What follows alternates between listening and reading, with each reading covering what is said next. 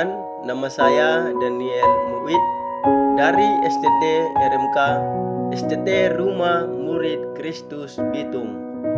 Mata kuliah Spiritualitas 2. Nah, pada kesempatan kali ini saya akan membawa materi dari hamba Tuhan dan excellent, hamba Tuhan yang excellent. Hamba Tuhan yang excellent. Nah, excellent, arti dari excellent adalah mutunya sangat baik. Jadi excellent ini adalah mutunya sangat baik, unggul, memiliki nilai tambah. Jadi melakukan sesuatu yang berkualitas dengan nilai prima, yang kualitas prima. Itulah excellent. Nah, konsep dunia pelayanan bersangkutan juga dengan kepuasan pelanggan. Jadi konsep dunia pelayanan bersangkutan juga dengan kepuasan pelanggan. Itu menurut konsep dunia. Nah, kalau menurut Barata ada 6 unsur pokok pelayanan yang prima, yaitu yang pertama kemampuan. Jadi memiliki kemampuan untuk mencapai sesuatu. Yang kedua sikap, memiliki sikap dan penampilan. Yang ketiga penampilan, yang keempat perhatian, yang kelima tindakan, dan yang keenam accountability. Nah, mengapa melakukan pelayanan yang excellent? Mengapa perlu kita harus melakukan pelayanan yang excellent? Nah, Tuhan yang pertama, Tuhan memberikan teladan bagi kita untuk melakukan segala sesuatu secara excellent. Bisa kita lihat dalam Kejadian 1 ayat 31. Nah, penciptaan yang Allah lakukan adalah sesuatu yang excellent, dan Allah selalu melihat bahwa semuanya itu baik. Jadi Allah memiliki standar menurut standarnya Allah. Nah, itu yang pertama. Yang kedua, kita lihat dari tokoh-tokoh Alkitab. Tokoh-tokoh Alkitab juga memberikan teladan bagaimana menjadi hamba Tuhan yang excellent. Yang pertama contoh dari Abel dalam Ibrani 11 ayat 4. Nah, di sana kita melihat bahwa Abel mempersembahkan korban yang terbaik pada Tuhan. Jadi Abel ini mempersembahkan korban yang terbaik kepada Tuhan karena dia adalah seorang hamba Tuhan. Yang kedua yaitu Raja Daud. Kita lihat dalam 1 Tawarik 22 ayat 5. 1 Tawarik 22 ayat 5. Di sana kita melihat bahwa ketika ia menyampaikan keinginannya untuk membangun bait Allah yang tengah mewah luar biasa. Jadi Daud menyampaikan keinginannya untuk membangun bait Allah yang megah dan mewah dan luar biasa. Nah, bahkan Daud mempersiapkan bahan-bahan dalam pembangunan bait itu. Jadi Daud mempersiapkan persiapan bangunan untuk membangun bait Allah. Untuk ketika dia mati, dia meninggal dan anaknya melanjutkan pembangunan, yaitu Salomo melanjutkan membangun bait Allah yang telah direncanakan oleh Daud ayahnya.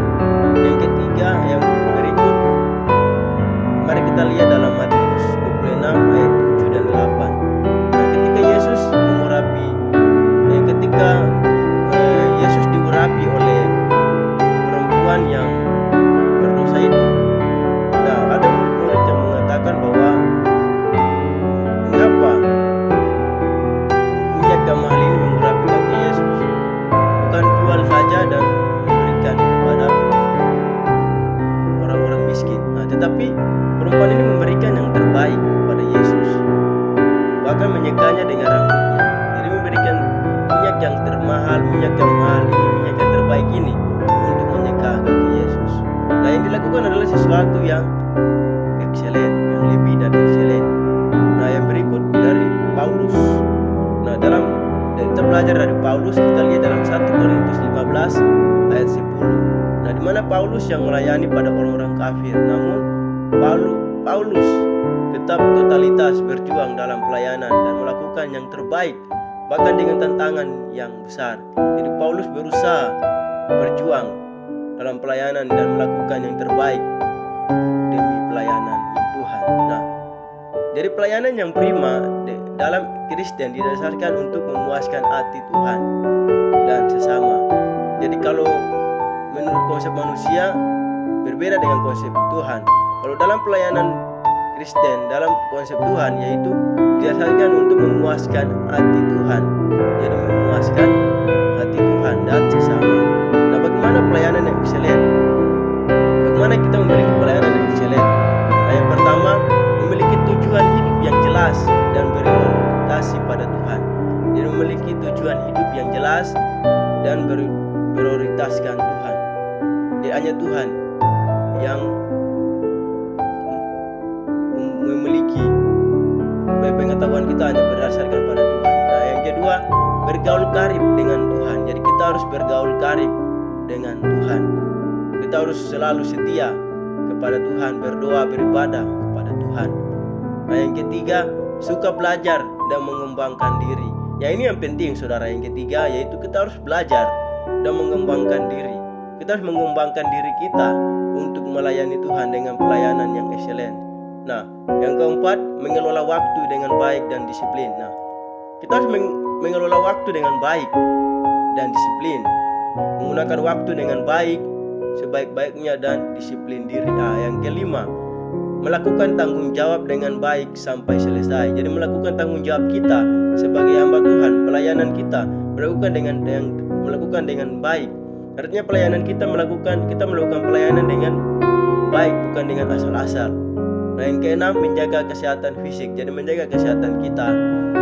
Yang ketujuh, menjaga kesehatan emosi dengan selalu bersyukur, berpikir positif dan menguasai diri. Jadi kita harus menjaga kesehatan kita, menjaga emosi kita, atur emosi kita dengan baik, dengan selalu bersyukur dan berpikir positif. Jadi kita selalu berpikir yang positif, hilangkan pikiran-pikiran yang negatif, dan menguasai diri kita. Nah, itu yang terpenting.